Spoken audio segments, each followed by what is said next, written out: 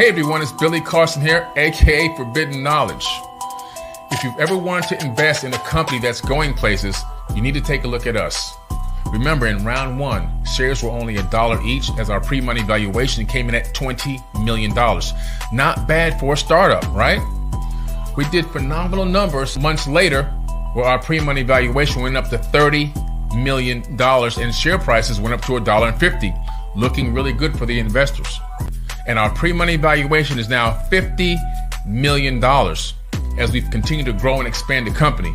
Share prices have gone up again to $2.50. If you've ever wanted to get involved with a company that's going places, that's building, that's growing and expanding, if you ever wanted to earn and learn, you should look at Forbidden Knowledge. Make sure you click the link, read up on all the information about us to make an educated decision to join the Forbidden Knowledge family today.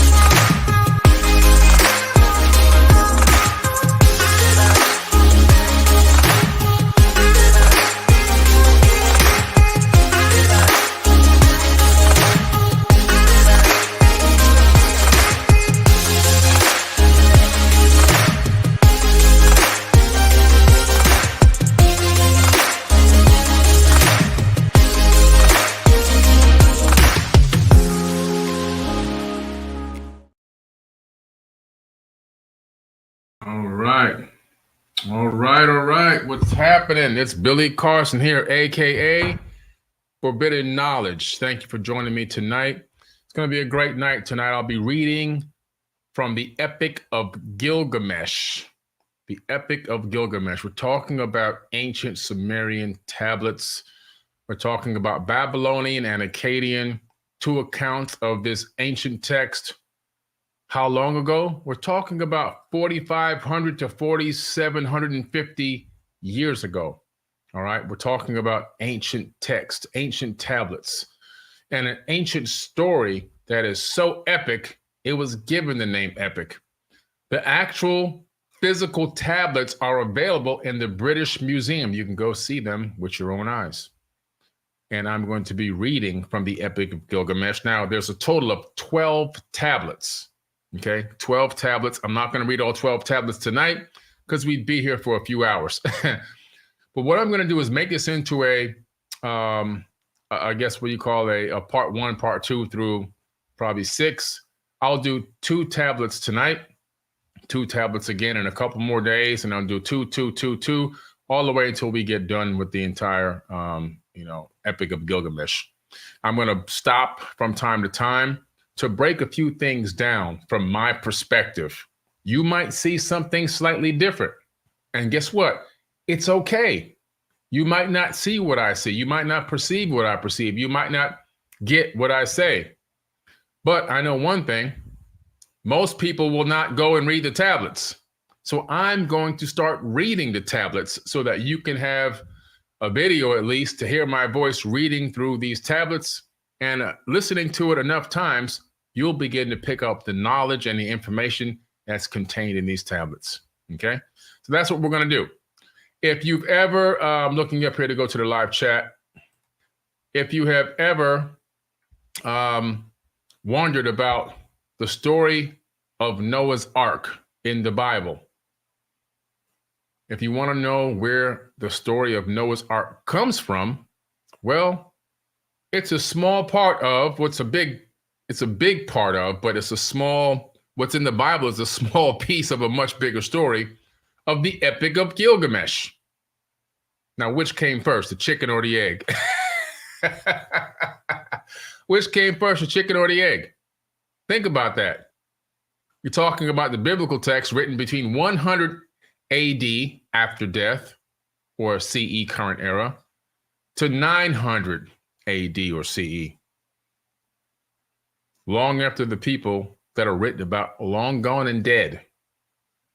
Then we're talking about ancient tablets that date back 4,700 years roughly, that contain the full story where the biblical text was copied out of to create Noah's Ark story. Interesting.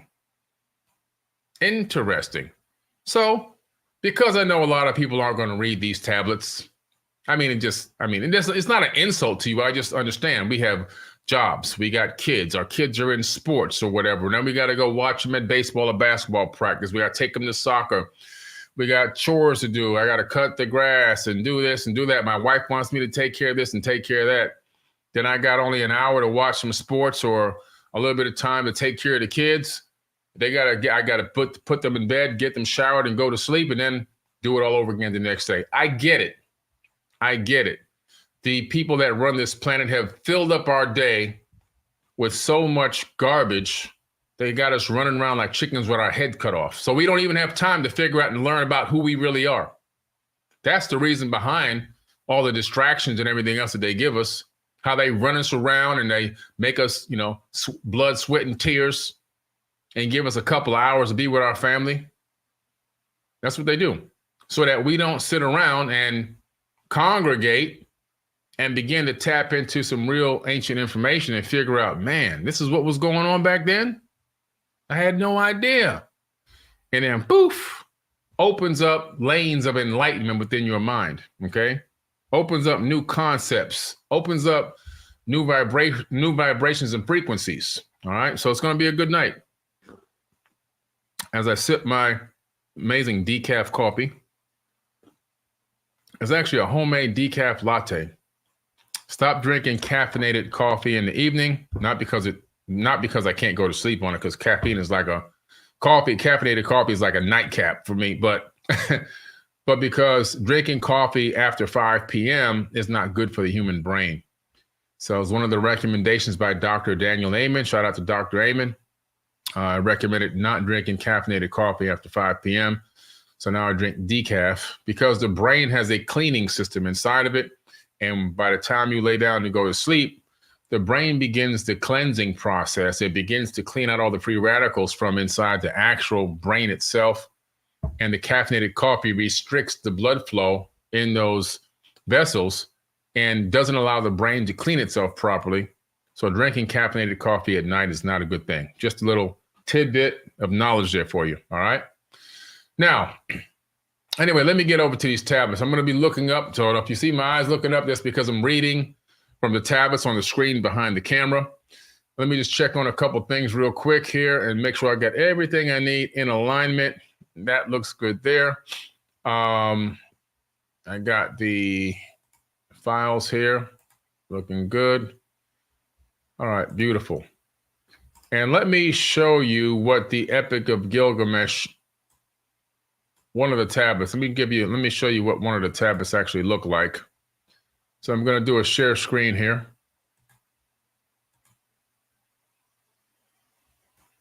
And pull one in for you. All right. I can see it. Great. This is one of the Epic of Gilgamesh tablets.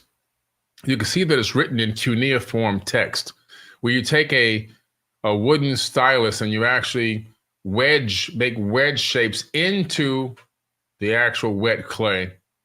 And then, of course, it hardens and it becomes as hard as stone. You see how smart they were? They knew that this information would stand the test of time, because if they wrote this on paper, it'd be gone now. Why do you think the Bible is made up of mostly copied text from ancient tablets, not from ancient papers? It's made up from text from ancient tablets, okay? And the reason why is so that the stuff will stand the test of time, so that we can actually get a chance to read it in this current era. They knew that we would be here at this current time in this era, heading into the age of Aquarius, and we would be the ones that would be able to access this information and digest it, okay? That's what it's all about. Thank you, Ashley Nicole Long, much appreciated. Thank you so much for reading the book, and thank you for acknowledging that my sources are in the book. Appreciate that so much. Before I get started, there were some people complaining. I think it was just a group of trolls. You don't have any references in your new book, Epic of Humanity. The whole book is a reference. Every single tablet is referenced in the page that it's in, and the source and the information and the history of the actual information is all there. Just some trolls coming through trying to see if they can make my life difficult. But guess what, guys? Life is good. Life is so good. Life is so good. Wouldn't you want to be me? So now let's get into this. All right. Let me give you a little bit of history on the actual tablet itself. All right. So let me go in here. I just want to get this basic information. Okay. That we're going to go through in just for a couple of minutes, and then I'm going to start reading. All right. The Epic of Gilgamesh is an epic poem from ancient Mesopotamia. Now, Mesopotamia, if you don't know, that is where? That's a location where Iraq, Iran, and all those Middle Eastern countries are located right now. That's where this epic originated, okay? The literary history of Gilgamesh begins with the Sumerian poems about Gilgamesh, king of Uruk, dating from the 3rd dynasty of Ur, you know? So we know that there's a ziggurat of Ur as well, and that's a giant step pyramid that exists right there in Iraq. As a matter of fact, there's a tunnel leading underneath the ziggurat of Ur all the way to the Giza Plateau in Egypt, which is in Africa. But that's a whole nother podcast that I'll be talking about that on. These independent stories were later used as a source material for a combined epic in Akkadian. The first surviving version of this combined epic, known as the Old Babylonian version, dates back to the 18th century BC and is titled after its incipit, Shutur Eli Shari. Only a few tablets have survived. The later Standard Babylonian version, compiled in Sinlakut Umin, dated back to the 13th and 10th centuries BC, and bearers of the incipit Shah Nakaba Imaru say that the 12-tablet version has been finally recovered. Some of the best copies were discovered in the library ruins of the 7th century BC Assyrian king Ashurbanipal. So we have 12 tablets here, okay?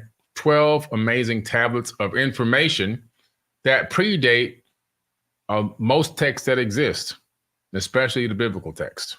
So that's very important. Now, I'm going to get into reading some of this Epic of Gilgamesh, all right? We're going to start with tablet number 1. Tablet number 1. He who has seen everything, I will make known.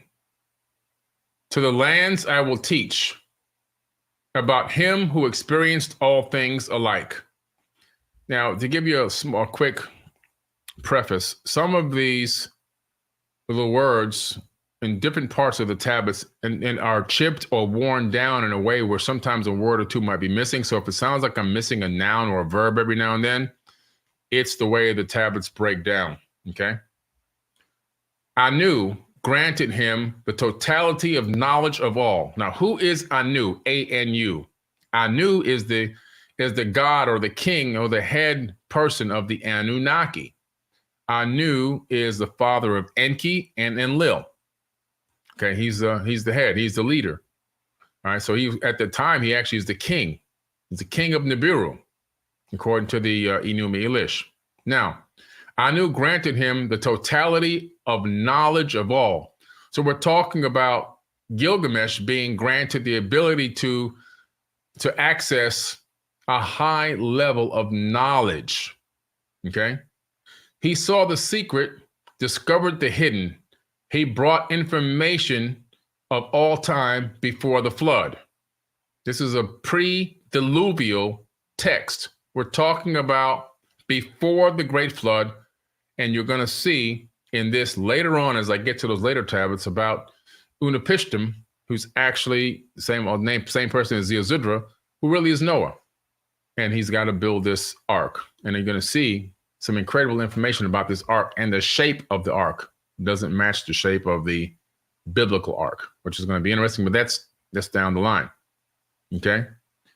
He saw the secret, discovered the hidden. He brought information of the time before the flood.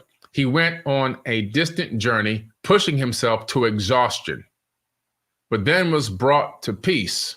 He carved on a stone stela all of his toils and built the wall of Uruk haven, the wall of the sacred Eanna temple, the holy sanctuary.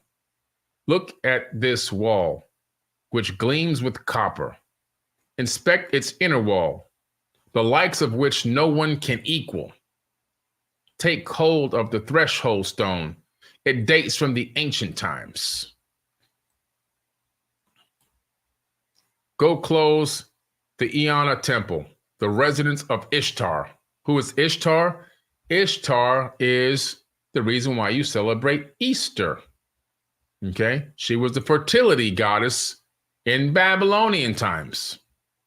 And the actual holiday of Easter, which is celebrated mostly by Christians, is actually the celebration of fertility of Ishtar, the Babylonian Anunnaki goddess. This is why they have the eggs and the bunnies laying the eggs. It's a fertility thing. It has nothing to do with resurrections. Not one daggone thing to do with resurrections. Okay? So if you've been celebrating Easter all this time, you've been celebrating and you've been worshiping Ishtar. Okay? Now you know. Such as no later king or man ever equaled. Go up on the wall of Uruk and walk around. Examine its foundation. Inspect its brickwork thoroughly. It is not even the core. The brick structure made it of kin-fired brick. And did not the 7 sages themselves lay out its plans? 1 league city, 1 league palm gardens, 1 league lowlands, the open area. So he's talking about leagues are distances. This is a pretty impressive temple because check this out. He says, wow. He says 1 league city, 1 league palm garden. So from the city, there's a league to the palm gardens. And from the palm gardens, there's another league to the lowlands. The open area of Ishtar temple, 3 leagues, and the open area of Uruk is the wall encloses. This wall is massive. We're talking about a super megalithic wall that encloses this entire area. Find the copper find the copper tablet. One of its lock of bronze. Undo the fastening of its secret opening. Take the reed out of the lapis lazuli tablet. Now Gilgamesh went through every hardship. Supreme over other kings, lordly in appearance. He is the hero, born of Uruk, the going wild bull. He walks out in front, the leader, and walks in the rear, trusted by his champions. Mighty net, protector of his people. Raging flood wave who destroys even the walls of stone. They're describing Gilgamesh now. Raging flood wave who destroys even the walls of stone. Offspring of Lugabanda. Gilgamesh is strong to perfection. Son of August Cow. Remat Ninsun. Gilgamesh is awesome to perfection. It was he who opened the mountain passes, who dug wells in the flank of the mountain. It was he who crossed the ocean, vast seas, to the rising sun, who explored the world regions seeking life. So we're talking about the fact that this man, first of all, he's a giant. He's described as a giant. He's incredibly massive. This is a big, big person. You'll see, if you Google Gilgamesh or the Epic of Gilgamesh, you'll see that he's holding a lion in one arm across his chest, a full-size grown male lion with the mane and all. And it looks like a kitty cat in his arms almost. This is how big this guy was. But he has knowledge of how to build, how to construct, of advanced technology. He also has the capability of traveling not around his local area, but around the world. Okay, around the world. He crossed vast oceans. Okay, he crossed the ocean, vast seas to the rising sun, who explored the world regions. He explored the world regions. He didn't explore around the corner. He didn't explore the next village. He explored the world. The world. So every time we keep talking about these ancestors, man, and we think that they don't know anything and that they're dumb and what they say has no value, it's like spitting in their face. Seeking life. That was the reason why he was traveling the world, seeking life. It was he who reached by his own sheer strength, Upanishtim.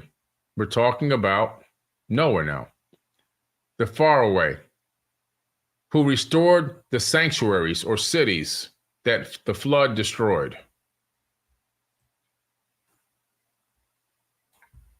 For teeming mankind, who can compare with him in kingliness? Who can say, Gilgamesh, I am king?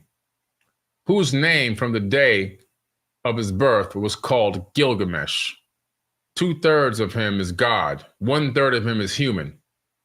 Now, let me say that again. 2/3 of him is God. 1/3 of him is human. He's 2/3 Anunnaki and 1/3 human. If you want to understand the mix of his genetics and why he was so brilliant, why his IQ was so vast, why his strength and his size were incredible, and why he was considered to be a hero. He was mostly Anunnaki DNA, okay? Which is incredible. And he says, it says here, the great goddess Uruk designed the model for his body. She prepared his form, beautiful and handsome of men, perfect. We're talking about the fact that they genetically created him. Now, they didn't create him from scratch as if they created a person out of nothing. But right now, today, and I have a friend who's done this with his first child, and he has a second child that they're going to do this as well. They create designer babies. He spent over $250,000 to make a designer baby. I mean, he's rich. He can do whatever he wants. They pick the hair color. They pick the eye color. They pick everything, okay? They also filter out potential genetic diseases and things like that, turn genes off, turn genes on to keep the person supposedly healthy for the most of their life. And that's something you can go do right now today in the world we live in. Well, they were doing this in ancient times, okay? She says, the great goddess Aruru designed the model for his body, prepared his form, beautiful and handsomest of men, perfect. He walks around in the enclosure of Uruk. Like a wild bull, he makes himself mighty. Head raised over others, because he's a giant. There is no rival who can raise his weapon against him. His fellows stand at the alert, attentive to his orders. And the men of Uruk become anxious, and Gilgamesh does not leave a son to his father. Day and night, he arrogantly, let me scroll down some. There's some missing text here. He arrogantly, then there's some missing text. Is Gilgamesh the shepherd of Uruk Haven? Is he the shepherd, bold, eminent, knowing, and wise? Gilgamesh does not leave a girl to her mother, the daughter of the warrior, the bride of the young man. The god kept hearing their complaints. So the gods of the heavens implored the Lord of Uruk. You have indeed brought into being a mighty wild bull, head raised. There is no rival who can raise weapon against him. His fellows stand at the alert, attentive to his orders. Gilgamesh does not leave a son to his father. Day and night, he arrogantly is the shepherd of Uruk Haven. Is he their shepherd, bold, eminent, knowing, and wise? Gilgamesh does not leave a girl to her mother. You see how it repeats sometimes. That's how they do it. That's how these people write. The daughter of the warrior, the birds of the young man, Anu listened to their complaints. They're all going to Anu and complaining to Anu that this guy hasn't gotten married. He doesn't have any offspring. In other words, the bloodline is going to end with him. and they're concerned about this. Anu listened to their complaints, and the gods called out to Aruru. It was you, Aruru, who created mankind. Now create a Zikru to him. Let him be equal to Gilgamesh's stormy heart. Let them be a match for each other so that Uruk may find peace. When Aruru heard this, she created within herself the Zikrit of Anu. Aruru washed her hands. She pinched off some clay and threw it into the wilderness. Now here's where it gets very interesting. In the wilderness, she created the valiant Enkidu. So now we're getting into some stuff that really is about genetics. Anu said, well, this guy, he's got to have a counterpart. If it's not going to be a woman, let him have a counterpart, because he wants to go on this hero's journey. He wants to keep traveling the world. Give him a companion to go with him. So they literally fashion a person. They create an entity which isn't really a human. It's more like a cyborg, and you'll see why in a second. Okay, so she doesn't give birth to this thing. She creates it somewhere outside the gates of Uruk. And check this out. When Aruru heard this, she created within herself the Zikrit of Anu. Aruru washed her hands. She pinched off some clay and threw it into the wilderness. In the wilderness, she created valiant Enkidu, born of silence, endowed with strength by Ninurta. His whole body was shaggy with hair. He had a full head of hair like a woman. His locks billowed in profusion like a shan. So he had dreadlocks. He knew neither people nor settled living. He knew neither peopled nor settled living. He didn't know human beings, and he didn't know anything about civilization or being civilized. All right. But wore a garment like Shamukan. He ate grasses with the gazelles and jostled at the watering hole with animals. As with animals, his thirst was staked by mere water. A notorious trapper came face to face with him opposite of the watering hole. At first, a second and a third day, he came back to face with him the opposite, wearing the watering hole and at the watering hole. On seeing him, the trapper's face went stark with fear, and he, Enkidu, and his animals drew back home. He was rigid with fear. Though stock still, his heart pounded with his face drained of color. He was miserable to the core, and his face looked like one who had made a long journey. The trapper addressed with his father, saying, "Father, a certain fellow has come from the mountains. He is the mightiest in the land. His strength is as mighty as the meteorite of Anu. He continually goes over the mountains. He continuously jostles at the watering place with the animals. He continually plants his feet opposite of the watering place. I was afraid, so I did not go to him. He filled in the pits that I had dug, wrenched out my traps that I had spread, released from my grasp the wild animals. He does not let me make my rounds in the wilderness." The trapper's father spoke to him, saying, "My son, there lives in Uruk a certain Gilgamesh. There is no one stronger than he. He is as strong as the meteorite of Anu. Go set off to Uruk. Tell Gilgamesh of this man and might.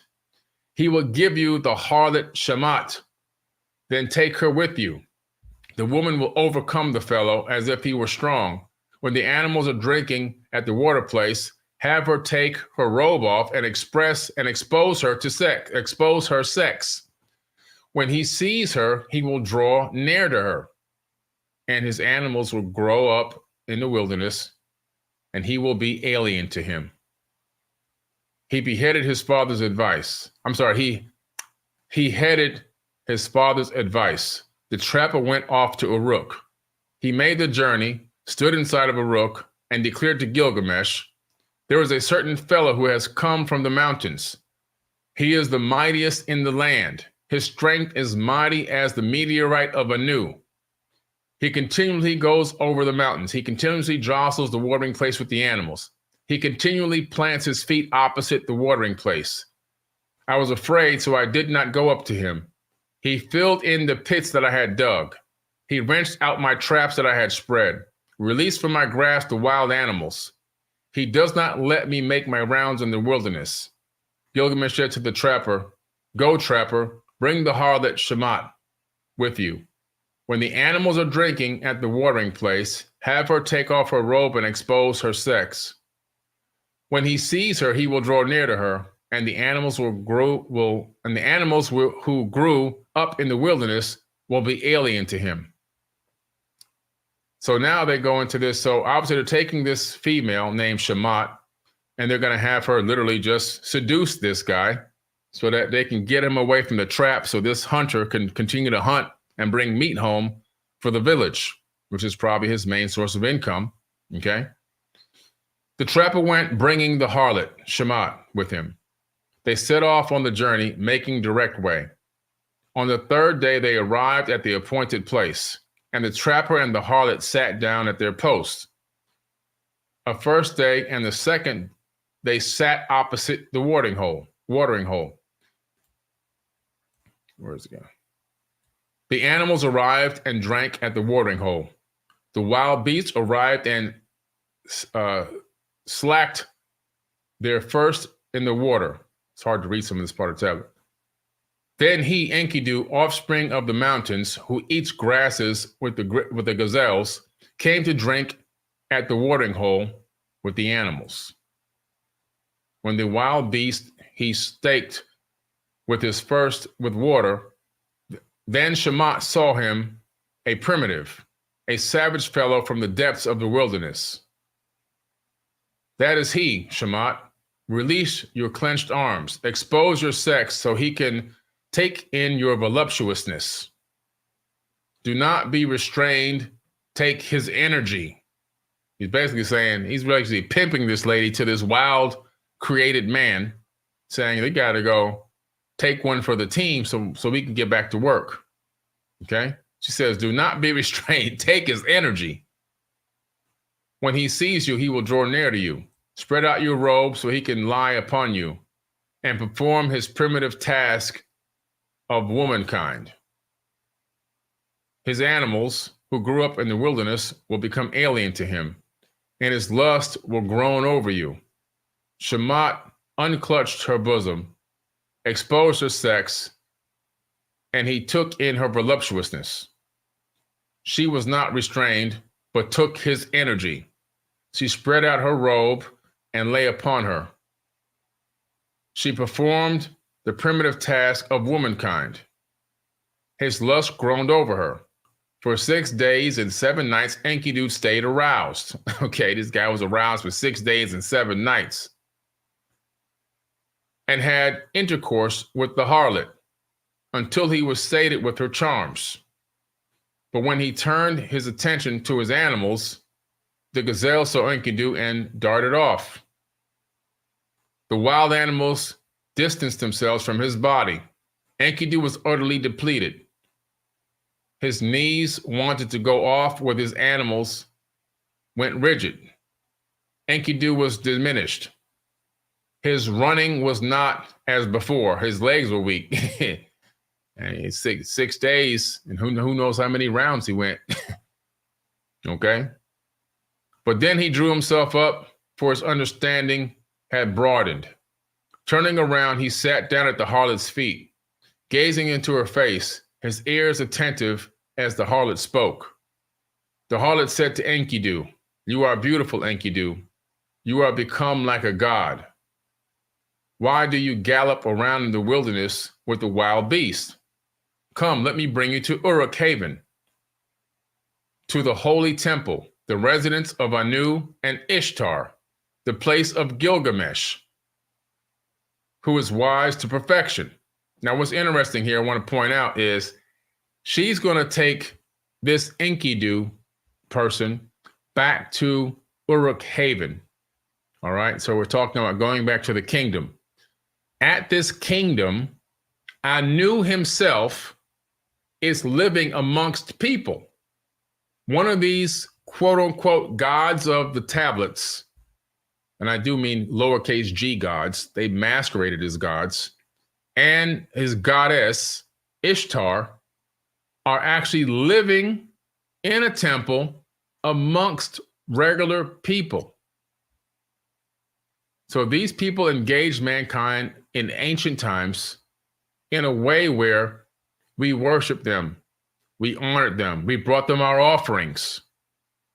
We thought they were real gods. They were just masquerading as gods. They weren't gods. They weren't the creator of the universe, and they themselves knew this.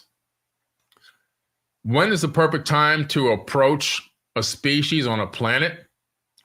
When they're in their developmental stages and they're very low. If you want to violate any universal laws of engagement, which I believe that these Anunnaki beings did, if you want to violate, universal laws of engagement, you want to take advantage of a situation due to ignorance of the being or the species on a planet, you luck out if you arrive when they're in the Stone Ages.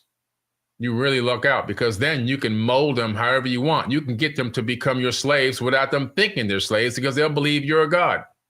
And that's exactly what happened. She says, the residence of Anu and Ishtar, the place of Gilgamesh, who is wise to perfection, but who struts his power over the people like a wild bull. What she kept saying found favor with him. Becoming aware of himself, he sought a friend. There was this Enkidu now realizes knowledge of self. He didn't see himself as an animal anymore. He's beginning to see himself as a sentient being. And so now he's going to head off to this kingdom with this harlot. Enkidu spoke to the harlot. Come, Shamat, take me away with you to the sacred holy temple, the residence of Anu and Ishtar, the place of Gilgamesh, who is wise to perfection, but who struts his power over the people like a wild bull. I will challenge him. Let me shout out in Uruk, I am the mighty one. Lead me in, and I will change the order of things. He whose strength is mightiest is the one born in the wilderness. So now he sees a challenge here. Shamat says to Enkidu, come, let us go, so he may see your face. I will lead you to Gilgamesh. I know where he will be. Look about, Enkidu, inside Uruk Haven, where the people show off in skirted finery, where every day is a day for some festival, where the lyre and the drum play continually, where harlots stand about pretty, excluding voluptuousness, full of laughter, and on the couch of the night of the sheets are spread. Enkidu, you who do not know how to live, I will show you Gilgamesh, a man of extreme feelings. Look at him, gaze in his face. He is a handsome youth with freshness. His entire body exudes voluptuousness. He is mightier and more strength than you, without sleeping a day or night. He's saying that Gilgamesh is so huge and powerful that this guy doesn't even need to go to sleep, and he still has the most power, or is the strongest being that they know of in that city, in that kingdom. Enkidu, it is your wrong thoughts you must change. It is Gilgamesh whom Shamat loves. And Anu, Enlil, and La have enlarged his mind, even before you came from the mountain. So what she's saying is, Gilgamesh's mind, his mind had been expanded. His knowledge and wisdom had been expanded. He had taken in so much knowledge from who? Anu, his son Enlil, who was also known as Yahweh in the Bible, and La.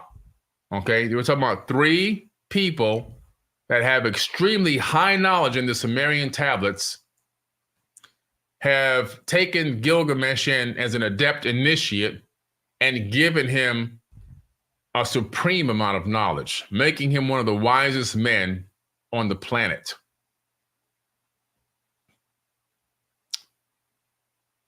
So she says, Gilgamesh got up and revealed the dream, saying to his mother, Mother, I had a dream last night. Stars of the sky appeared, and some kind of meteorite of Anu fell next to me. I tried to lift it, but it was too mighty for me. I tried to turn it over, but it could not budge. The land of Uruk was standing around it. The whole land had assembled about it. The populace was thronging around it. The men clustered about it and kissed its feet as if it were a little baby. I loved it and embraced it as a wife. I laid down at your feet, and you made it complete with me. The mother of Gilgamesh, the wise, all-knowing, said to her lord, Riamat Ninsun, the wise, all-knowing, said to Gilgamesh, as for the stars of the sky that appeared, and the meteorite of Anu which fell next to you, you tried to lift it, but it was too mighty for you. You tried to turn it over, but it was unable to budge. You laid it down at my feet, and I made it complete with you. And you loved and embraced it as a wife. There will come to you a mighty man, a comrade who saves his friend. So there's a prophecy coming out of this dream, and his mother is literally discerning his dream and giving him this prophecy, what's to happen and why he had this dream. To come to him is going to be a mighty man who's going to become a comrade and saves his life. He is the mightiest in the land. He is the strongest. His strength is mighty as the meteorite of Anu. You loved him and embraced him as a wife. And it is he who will repeatedly save you. Your dream is good and portuous. A second time, Gilgamesh said to his mother, Mother, I have had another dream. At the gate of my martial chamber, there lay an axe, and people had collected about it.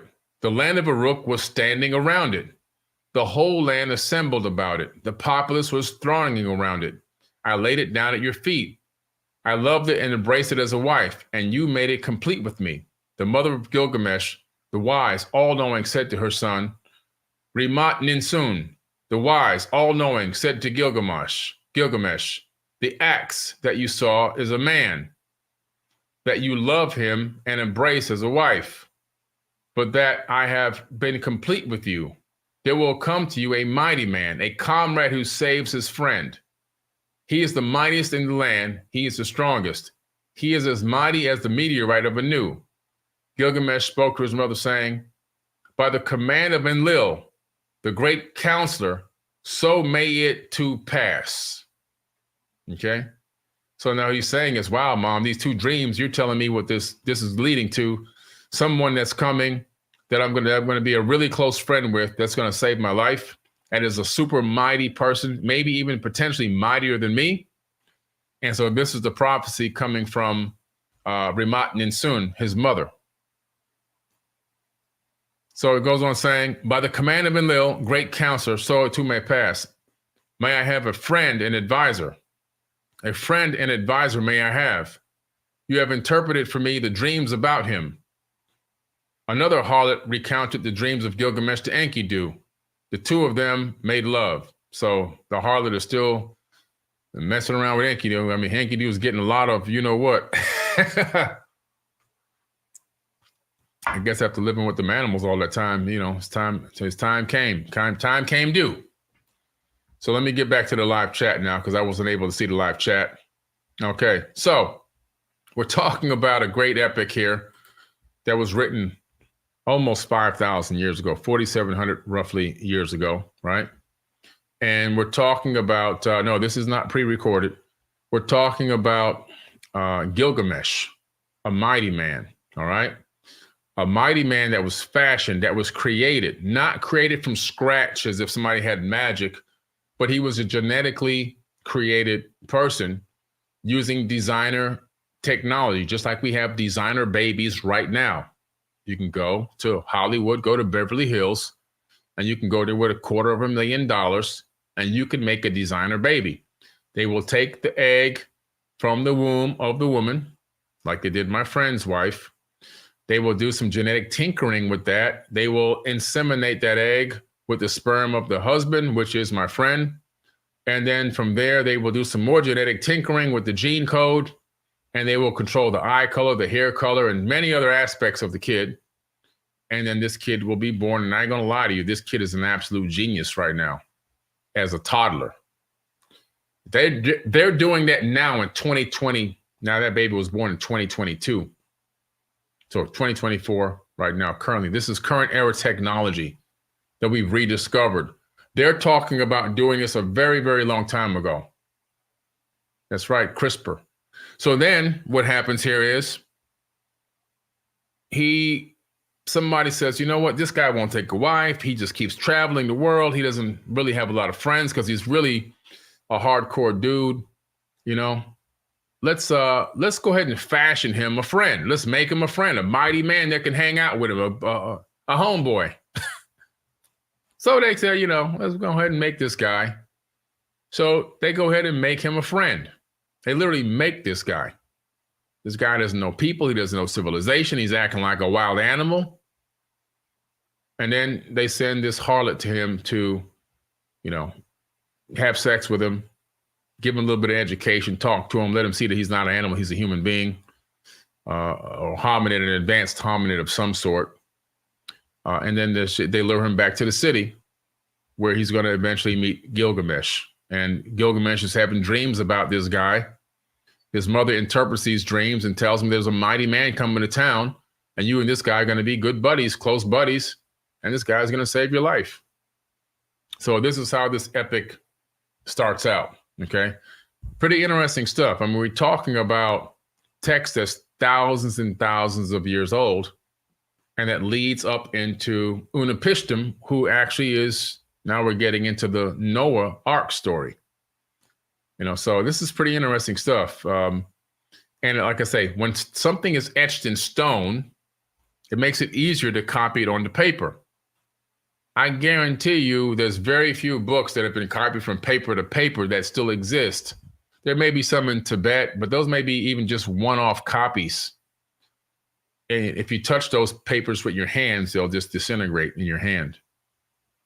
Most of the text that made up religious texts came from ancient tablets from around the world because those things can stand the test of time, you see?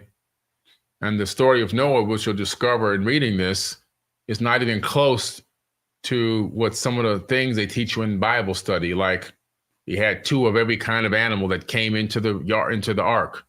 That's literally absolutely fabricated, which you'll see soon. It's a fabrication. It didn't happen. They didn't have 2 cockroaches and 2 fleas and 2 gazelles and 2 lions and 2 giraffes, and didn't happen, guys.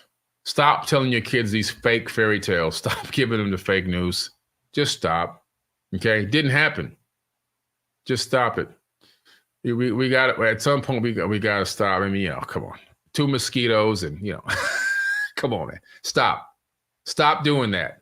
Let's wake up as a sentient being using logic. We have a quantum processor right here. A quantum processor. They're still trying to perfect the artificial ones, but we got a quantum processor in our heads, and we keep telling kids these fairy tales. You'll find that the story is much different. And then in this, I'm also going to get the new tablet that was discovered, which talks about the construction of Noah's Ark, which was not the shape of the boat in the biblical text and not the dimensions of the boat in the biblical text. Those are fully fabricated, okay? Fully fabricated. The dimensions of the boat, you'll see as I get into it when we get to that part. It might take a few more days to get to that. It's round. It was a round disc-shaped ship, not a gigantic boat. And he wasn't told to get 2 of every animal from all over the world. He was told to gather up his local livestock and some of his local flora and fauna that was right there next to him. Okay? And it's the reason why he was told and nobody else was told. And you'll find out the real reason. It wasn't because God wanted to spare his life. It's because his father wanted to spare his life. His father. And you'll find out who his father is as we continue on in this epic. All right. Anyway, so hope you guys are enjoying this so far. This is like I said, I knew nobody's going to go and read these tablets. I just knew it wasn't going to really happen. I mean, very few people have. But I figured, hey, why not just spend some time and read these tablets so people and break some of the information down so they can get a better understanding, okay? Meanwhile, we're going to take a quick break in between this and tablet number 2. And so I'm going to play a little highlight from our forbidden tour of Egypt, just 1 minute clip, our forbidden tour of Egypt from 2023, where we took, in the first tour, we took 80 people. In the second tour, we took 40 people on a super VIP tour with private access all throughout Egypt. Check out this incredible clip of our 1 minute clip of our tour.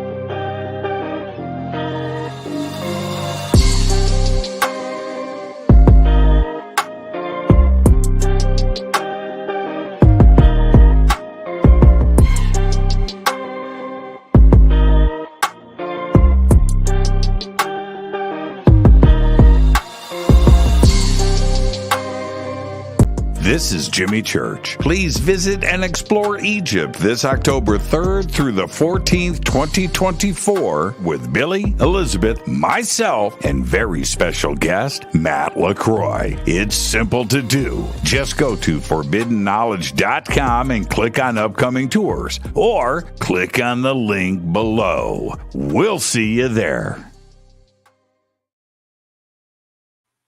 All right, that's going to be the Forbidden Tour of Egypt 2024. Looking forward to that. This is going to be another incredible tour, probably one of our best tours yet in terms of the arrangement of how we actually go on tour. It'll be a 12-day tour, and that gives us a couple of extra days to break the tour down and make it a lot more comfortable. Instead of having 3 days on the Nile and a lot of bus rides through the desert, we extended it to 7 days, stopping off at the same locations where the buses normally would go, giving us more time on the ship, which means as we're cruising to our next location, we have access to air conditioning, resting, food, the top deck, which is like a rooftop area for, relaxing and watching the Nile and watching the wild animals and the fresh greenery. So we've extended 7 days on the Nile. Every day on the Nile, I'll be doing a lecture, and so will Matthew LaCroix. So we will actually be lecturing and doing, speeches on the actual tour. So you'll get 7 lectures out of me, 7 out of Matt, 7 great talks we're going to have there along the way. 12-day incredible tour. Flights in Egypt are included. Flights within Egypt, because we will have to get on a plane a couple of times. That's actually included. 95% of the meals are included on the trip. And because we have the cruise ship and we've imported our own food and our own chefs, the food's going to be amazing. Amazing. And we're going to have 9 private visits. These are super VIP visits that you just can't get by going to Egypt. Even if you get a guide to go on a private tour, you still can't get private access. In these private visits, that means the tourists have to get out. There's no tourists allowed when we show up. It's only the forbidden family, all right? The forbidden family. And we give you super VIP private access. And we're going to have a special VIP dinner at one of the ancient temples. I'm talking about a plated dinner, red carpet, the full works. It's going to be mind-blowing and incredible, something that nobody's done. So if you want to learn more, I'm going to drop the link in the live chat one more time, okay? It's the Forbidden Tour of Egypt 2024. That's me, Billy Carson, Elizabeth Carson, Jimmy Church, and best-selling author Matthew LaCroix. If you don't know who that is, he co-wrote this book with me, The Epic of Humanity, which is a bestseller on Amazon. The Epic of Humanity, which reached at its highest point number 2 out of 32.5 million books across all categories. It reached number 1 and still is number 1 today in 3 ancient civilization categories. The Epic of Humanity. Make sure you get a copy of that. If you don't have it, the link is in the caption of this video. The Epic of Humanity, all right, by Billy Carson and Matthew LaCroix. And we'll see you on the Forbidden Tour of Egypt, all right? Let me get back to these tablets, all right? Let me get back to these tablets. All right, so That was tablet number 1. Let's get over to tablet number 2. Remember, there's actually 12 tablets. We're not reading all these tablets. If you just joined us, we're not reading all the tablets today. That would be impossible. But what I am going to do is I'm going to go through tablet number 2, and we're going to break some things down as we go and give everyone a chance to say, hey, I read the Epic of Gilgamesh, or I'm reading the Epic of Gilgamesh with Billy Carson, because that's what we are doing. Rough, with mistakes and everything else. It's all here, but we're going through it, all right? And I'll pop up and do tablet 3 and 4, and then I'll pop up again, do 5 and 6, so forth and so on, all right? So let's get into tablet number 2. Enkidu sits in front of her. He's talking about the harlot now. Now, after this, 30 lines of text are missing because some fragments broke, all right? So it picks up where the fragments, the chipping is gone, and we got to start from where we know. All right. It says, why? His own counsel, at his instruction. Who knows his heart? Shamat pulled off her clothing and clothed him with one piece, while she clothed herself with a second. She took hold of him as the gods do, and she brought him to the hut of the shepherds. The shepherds gathered all around him. They marveled to themselves how the youth resembles Gilgamesh. They're saying this guy Enkidu is just as big and as powerful as Gilgamesh. This is crazy. Tall in stature, he's a giant, towering up to the battlements. So we're talking about, battlements. We're talking about these areas of these ancient megalithic walls where guards would be able to stand and launch weapons at oncoming intruders. You're talking about 12, 15 feet, maybe more. Okay? Just study this stuff. Okay, check this out. They say, tall in stature, towering up to the battlements over the wall. Surely he was born in the mountains. His strength is as mighty as the meteorite of Anu. They placed food in front of him. They placed bear in front of him. Enkidu knew nothing about eating bread or food. Of drinking beer, he had not been taught. The harlot spoke to Enkidu, saying, eat the food.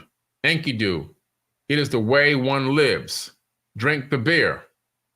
As in the custom of the land, Enkidu ate the food until he was sated. He drank the beer, 7 jugs, and became expansive and sang with joy.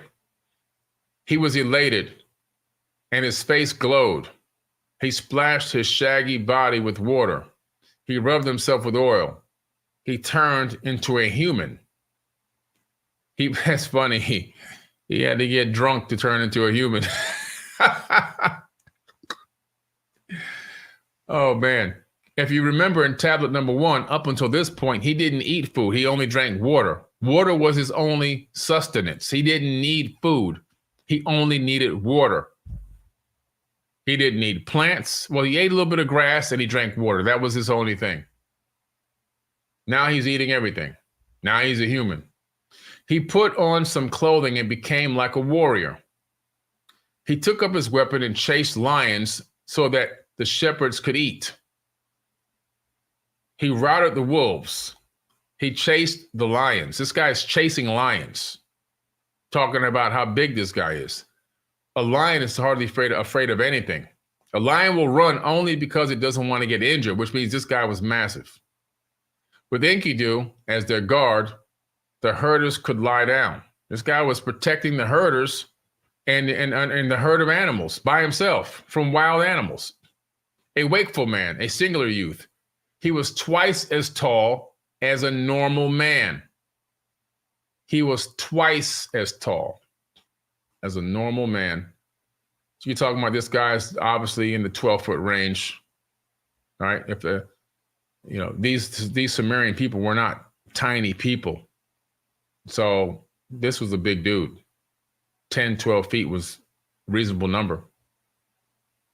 The next 33 lines are missing in the standard version. Lines 57 and 86 are taken from the Old Babylonian, just to give you a note here. Then he raised his eyes and saw a man. He said to the harlot, Shamat, have that man go away. Why has he come? I will call out his name. The harlot called out to the man and went over to him and spoke with him. Young man, where are you hurrying? Why this arduous pace? The young man spoke, saying, Enkidu.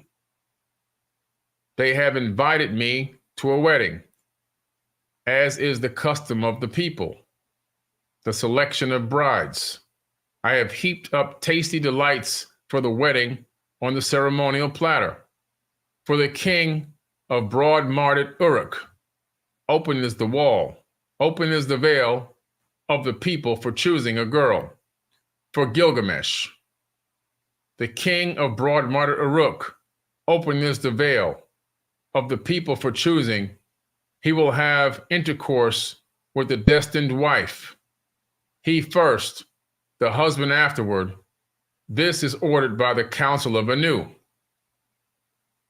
So what they're saying here is this guy's going to have intercourse with the wife and then the husband next. This is ordered by the council of Anu. From the severing of his umbilical cord, it has been destined for him. At the young man's speech, his Enkidu's face flushed with anger. Several lines now are missing from here. Enkidu walked in front and Shamat after him. Enkidu walked down the street of Uruk Haven. Mighty, he blocked the way through Uruk, the sheepfold. The land of Uruk stood around him.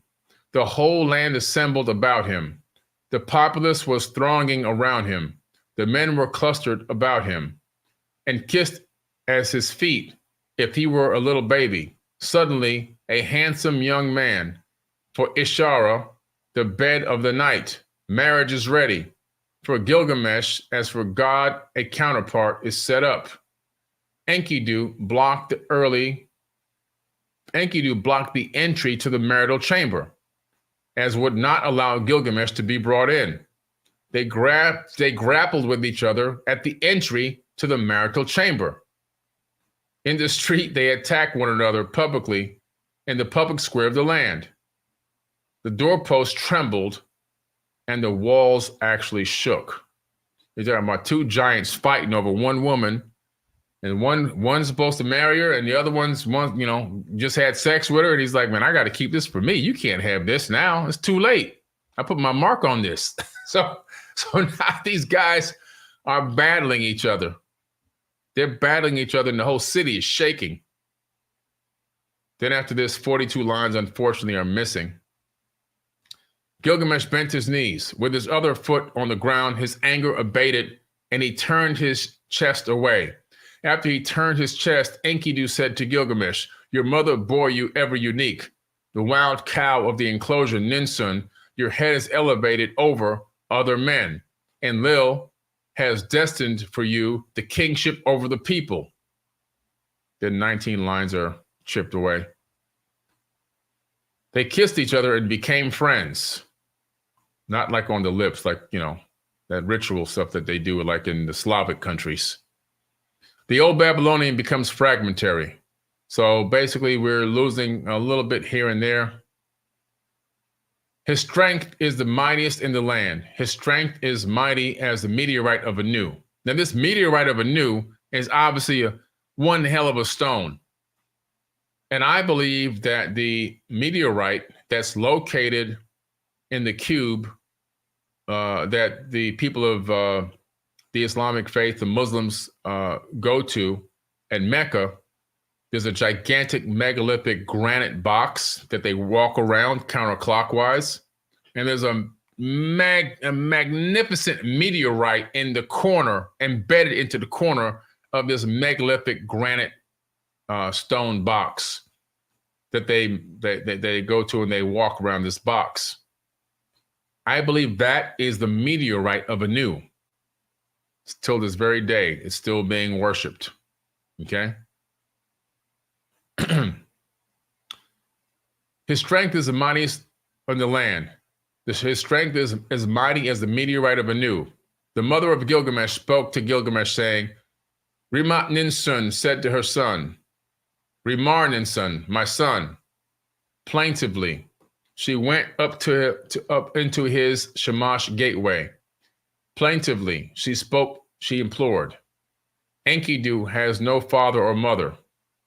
Enkidu has no father or mother. He never did, because he was fashioned. He was created. He's like a artificially created avatar. His shaggy hair, no one cuts. He was born in the wilderness. No one raised him. Enkidu was standing there and heard that speech. He sat down and wept, his eyes filled with tears. His arms felt limp. His strength weakened. They took each other by the hand, and their hands, like Enkidu, made a declaration to Gilgamesh. In order to protect the cedar forest, Enlil assigned Humbaba as a terror to human beings. Humbaba's roar is a roar of the flood. His mouth is fire. His breath is death. He can hear 100 leagues away any rustling in the forest. This is incredible. Now let's take a look at this. Enlil, aka Yahweh in the Bible, he creates this thing that is something like a monster, but it's really a machine of some type.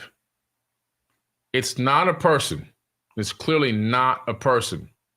Humbaba's roar is a flood. His mouth is fire. His breath is death. We're talking about some type of deadly machine. He says this machine can hear up to 100 leagues away. Okay?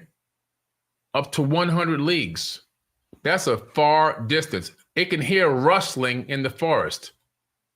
Now, that's powerful. Okay? And I want to just take a quick stop here. I want to get this exact distance in miles if I can real quick. We're talking about 300 miles because a league is 100 miles. So we're talking about 300 miles. This thing can hear into the forest, wrestling of a bush. Why did he do this? Let me get back to my my text here. Enlil did this. He created this thing because people were deforesting too much. They were tearing down the entire forest. Same thing going on right now. They had no control. He had to say, "Look, we can't let this. We can't let this forest become torn completely down. We need this forest." So what did he do? He creates this Humbaba, which is this type of technology, in my opinion. You might not see it that way, but when I read this, I read technology. And if you don't see it that way, guess what? That's okay. You don't have to see it my way, but that's what I see.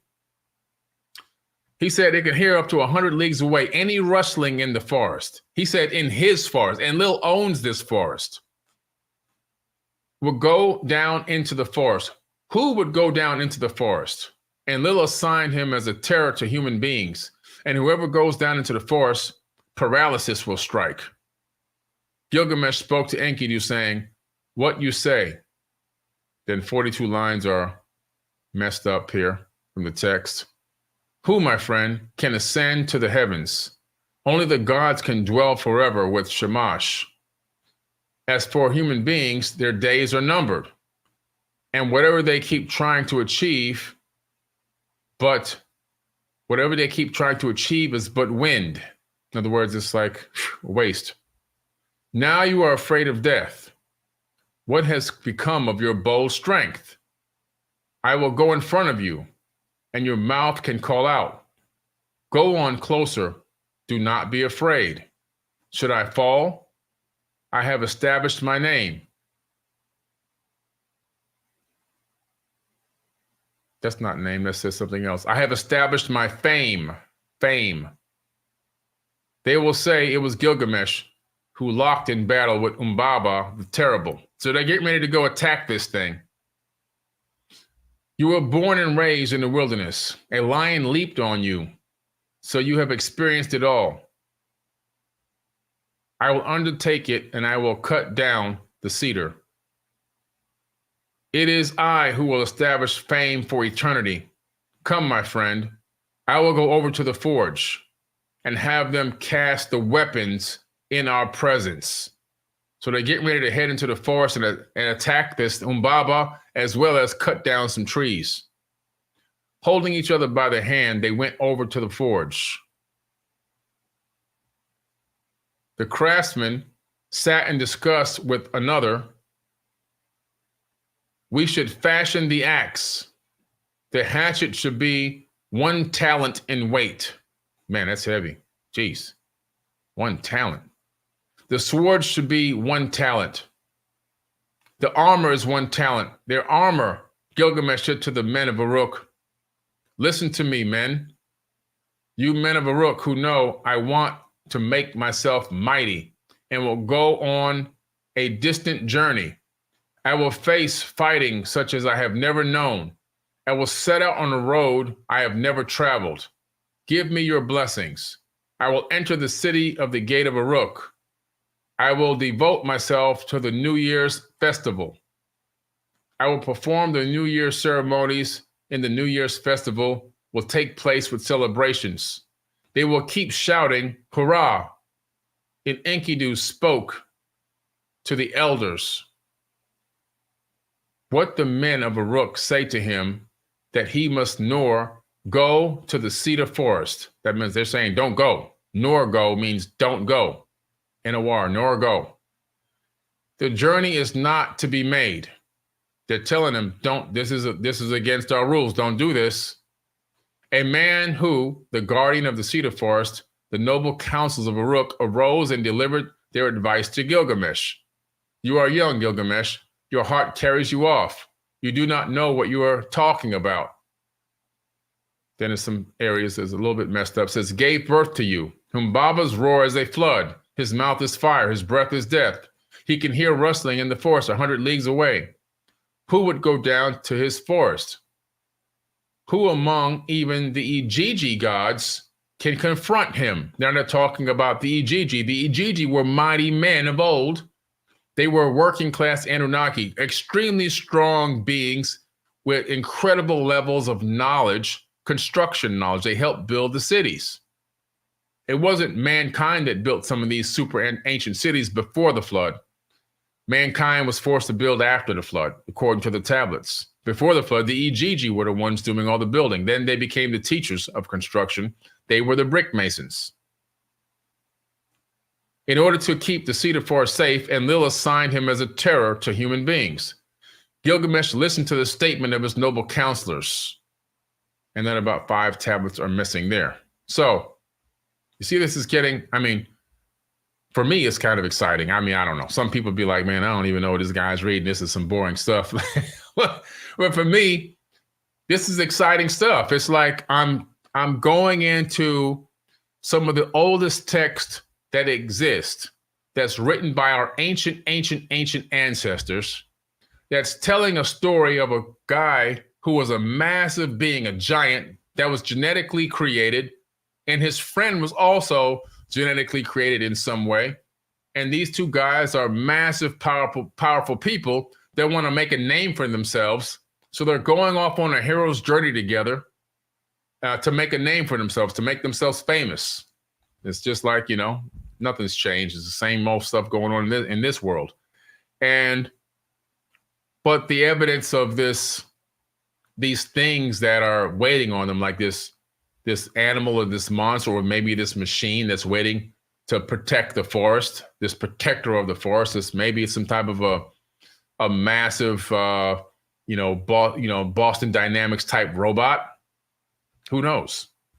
But it literally spews some type of material out of its mouth that will kill you. That don't sound like a human being to me.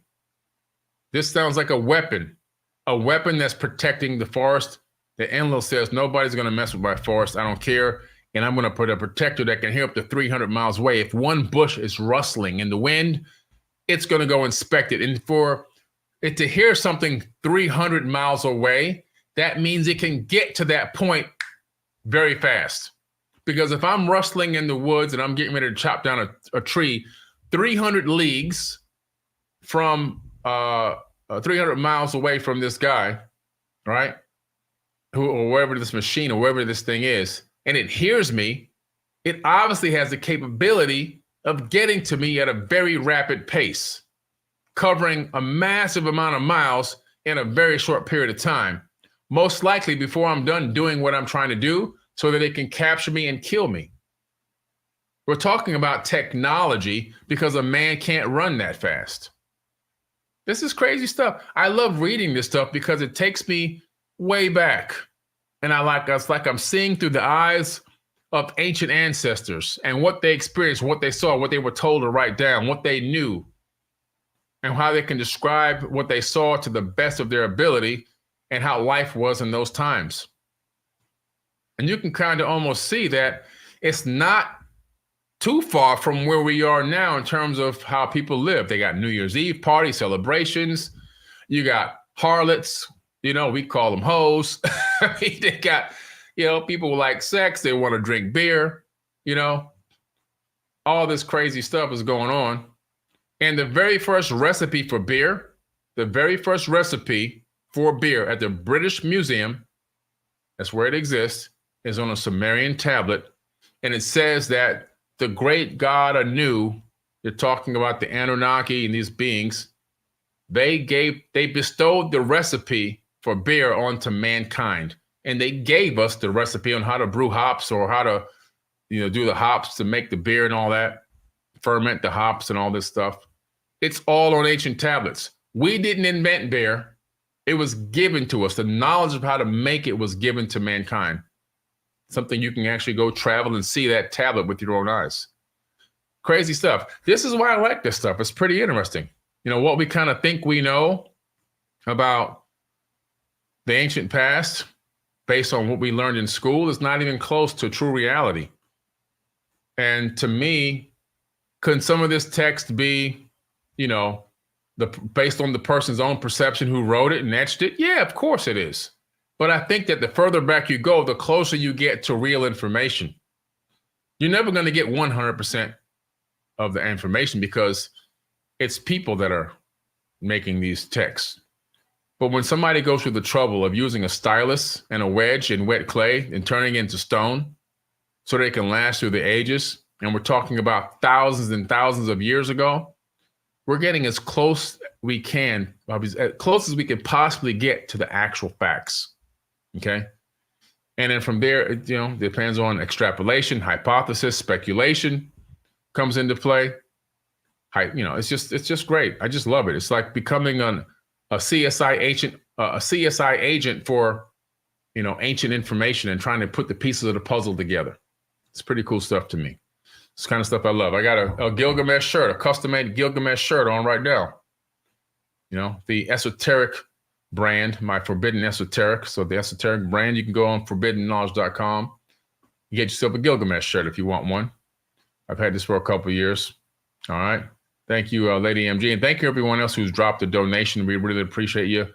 I probably couldn't see all the donations going in because I was reading from a screen.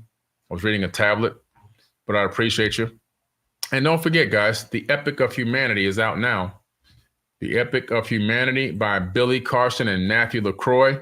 It's a best-selling book. Before I hop off here, I just want to read a couple things for you from this book, which is pretty incredible. I want to read the foreword written by Eric von Daniken first.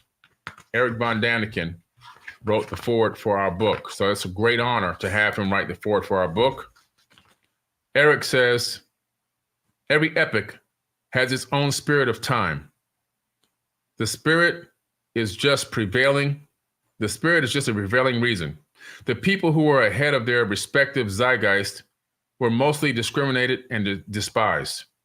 I remember Nicholas Copernicus, who shattered the worldview at that time of the proclaiming that the earth revolves around the sun, or Giordano Bruno, who proved that there were other planetary systems in the universe. Not to forget Galileo Galilei, who freed mankind from the conceit that the earth is the center of the universe. Today, all reasonable astrophysicists still proclaim that there is life out there, but no alien civilization has ever visited the earth. Billy Carson and Matthew LaCroix see it differently. They prove that the Earth is not a closed system and contacts have very well taken place. Thus, they contradict the straight prevailing spirit of the age. This needs courage. I recommend the Epic of Humanity book as a groundbreaking look into the new reasoning and evidence. The old one has had its day. And that's from Eric von Däniken, best-selling author, Chariots of the Gods. And, this guy sold 80 million books of Chariots of the Gods. So obviously that's an incredible book. But thank you, Eric von Däniken. The Epic of Humanity. Make sure you get a copy on Amazon.com by Billy Carson and Matthew LaCroix. The book is a bestseller. Out of 32.5 million books on Amazon, at its highest point, it hit number 2 out of all books in all categories. Then, in 3 categories in ancient civilizations, it hit number 1. And I'll drop the link for you guys here real quick to the Epic of Humanity and let you guys get a chance to read some of the reviews and see if you want to get yourself a copy of the Epic of Humanity. All right, by Billy Carson and Matthew LaCroix. And also we have another book that we published called Egypt Before the Written History by Muhammad Ibrahim, my very good friend and my connection in Egypt to all my ancient sites. He's one of the greatest guides to ever exist in the history of Egypt. And his book, also a bestseller on Amazon. So Forbidden Knowledge just keeps putting out bestsellers over and over and over and over again. All right, so I'll get this link from Amazon real quick, copy and paste it into the live chat so you guys can get a look at it. And boom, there you go. That's the Epic of Humanity link. All right. All right. Somebody says, Rose says, what is the Quran? What is Quran and what does it say about all this? I'm going to do a whole episode on the Quran very soon. I have the Quran. I've read it many, many times. I'm going to be doing a breakdown of the Quran as well. So you'll have that information within the next couple of weeks. So thanks for asking and thanks for the donation. All right. Can't talk about it briefly. It's a whole you got to do a whole talk on that one. All right. A lot of information there. But I appreciate you guys. And before you go, I want to show you one last thing. Again, we are in round 3 of raising funds for Forbidden Knowledge. If you want to be a huge part of bringing mankind into the next golden age, you can become a partner with us where you can earn and learn. And you can be a part of helping us spread the word around the world. Check this out.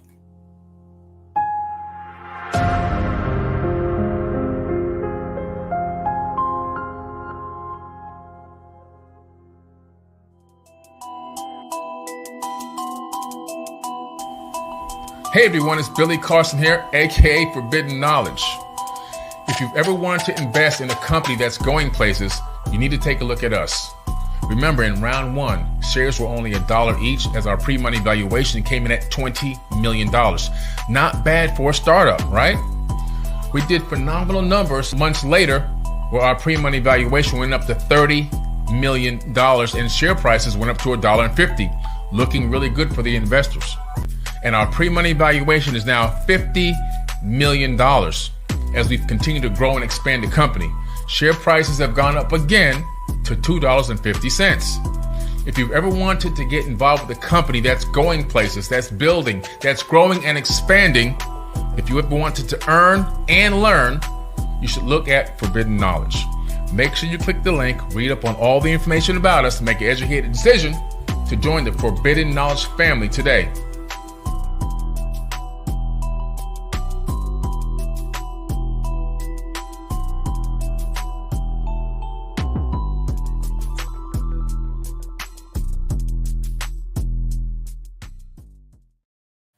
All right, everyone. Thank you so much for being a part of this tonight. I love all you guys. I see a lot of great comments in the chat, a lot of great, powerful people. One thing I want you to remember, that all of you are the future. You are the future.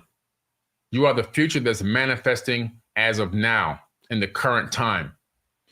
The thoughts that you have, the actions that you take, you know what I'm saying, the perceptions that you gather now, they begin to alter the future of humanity on this planet. People that are looking and seeking and longing for a change in the way that we live on this planet, a change in the way that we operate as people, a change in the way we understand ourselves and the universe. These are the people, us, you and I, we are the people that are creating that change. Once we create the change within us, it manifests on the outside. It must first manifest on the inside before it can manifest on the outside. All change starts inside first. You must take a journey to inner space. Once you do that, what you create there will then show up on the exterior. And we have the power to create heaven on earth. It's us who are going to create heaven on earth. Like I say all the time, do not wait to die so that you can live. We were meant to live now. All right. I'm Forbidden Knowledge. I love you guys. I'll catch y'all again.